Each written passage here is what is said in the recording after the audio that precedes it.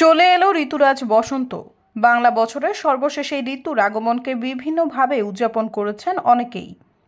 ফাল্গুনী আমেজে নিজেকে সাজিয়ে তোলার চেষ্টা করেছেন অনেকে, আর এতে বাদ ছিল না দেশের তারকা অঙ্গনও।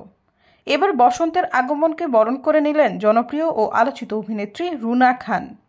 সম্প্রতি সামাজিক মাধ্যমে বেশ কয়েকটি মনোমুগ্ধকর ছবি ভাগ করে নিয়েছেন তিনি।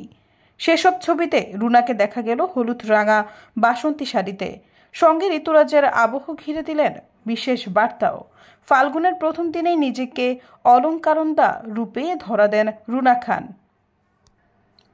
একগুচ্ছ ছবিতে যেন হয়ে ওঠেন বাগানের সেই হলুদ ফুলটি। বসন্ত কন্যার এমন রূপে মুগ্ধতা ছড়ান অনুরাগীরা। সেই পোস্টে রুনা খান লিখেন, একদা গহীন অরণ্যে ফুটিয়াছিল অলকানন্দা, আজ বসন্ত।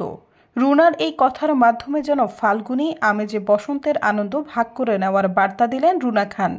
তার অনুরাগীরাও শুভেচ্ছা জানান তাকে। একজন লিখেছেন, এত সুন্দর হলুদ পরি এই বসন্তে আর কোথাও দেখি নাই, মাশাল্লাহ, এমন সুন্দর থাক বইন। সেই অনুরাগীর মন্তব্যে হলুদ ভালোবাসা দিয়ে উত্তর দেন রুনা। এমনকি তার প্রায় সব মন্তব্যের জবাব দেন অভিনেত্রী। সৈয়দা ফারিয়া, সমযুগ।